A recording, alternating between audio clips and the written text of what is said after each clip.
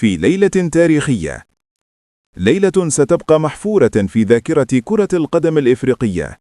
تتجه أنظار القارة السمراء بل العالم كله نحو المغرب، حيث يحتضن أرضه جماهيره وتاريخه، نهائيا من العيار الثقيل بين المنتخب المغربي والمنتخب السنغالي. مرحبا بكم أعزائي المتابعين في هذا الفيديو الخاص.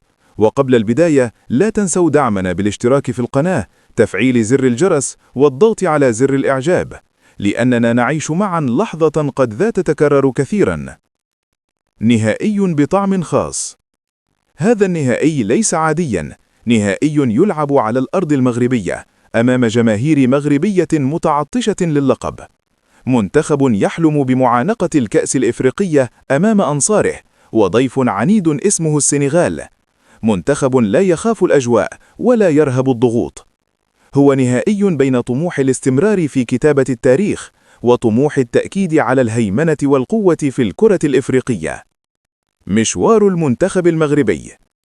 المنتخب المغربي وصل إلى النهائي بعد مسار قوي، أداء متوازن، انضباط تكتيكي واضح، وشخصية كبيرة في المواعيد الصعبة. أسود الأطلس أظهروا صلابة دفاعية وتنوعا هجوميا وروحا قتالية تعكس قيمة اللعب فوق الأرض المغربية.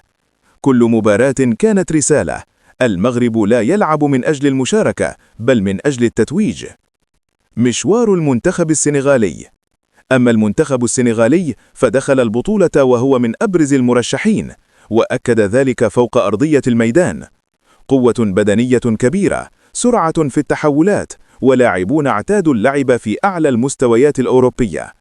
السنغال وصلت إلى النهائي بعقلية البطل، تعرف كيف تدير المباريات وكيف تضرب في اللحظة المناسبة. صدام الأسلوبين.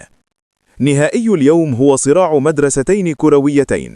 المغرب تنظيم تكتيكي محكم، تحكم في نسق اللعب، بناء هادئ من الخلف، استغلال ذكاء اللاعبين في المساحات.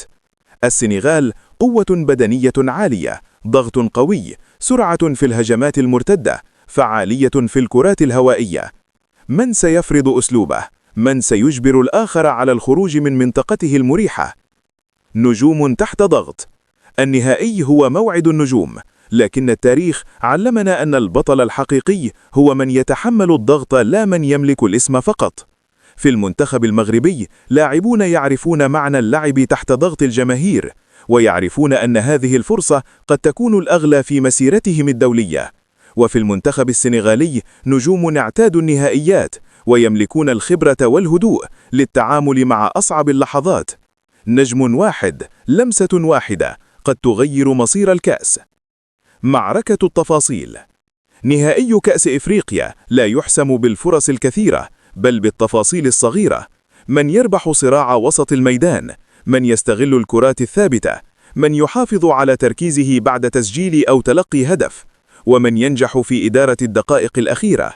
خطأ واحد قد يكلف لقبا، ولحظة تركيز قد تخلد اسما في التاريخ. دور وليد الركراكي ومدرب السنغال. دور المدربين سيكون حاسما. وليد الركراكي يعرف السنغال جيدا، ويعرف كيف يحضر لاعبيه نفسيا قبل التكتيك. قراءته للمباراة وتغييراته في التوقيت المناسب قد تصنع الفارق. مدرب السنغال يمتلك مجموعة جاهزة بدنيا وذهنيا، وسيحاول امتصاص حماس البداية ثم ضرب المنتخب المغربي في اللحظة المناسبة. الجماهير سلاح المغرب. الملعب سيكون مغربيا بكل تفاصيله، أعلام وأهازيج، تشجيع لا يتوقف من الدقيقة الأولى إلى الأخيرة. الجماهير المغربية قد تكون اللاعب رقم 12، تدفع المنتخب للأمام وتربك الخصم في اللحظات الصعبة. لكن في المقابل السنغال تعرف كيف تلعب تحت الضغط، وتعرف أن إسكات المدرجات قد يكون مفتاح التتويج. كل السيناريوهات واردة.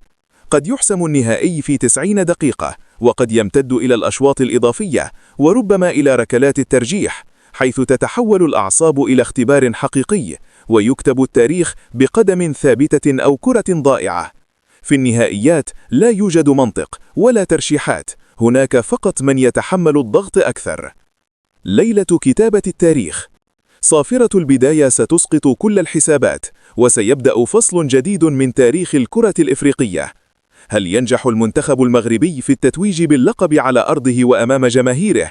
أم يقول المنتخب السنغالي كلمته ويعود بالكأس من قلب المغرب؟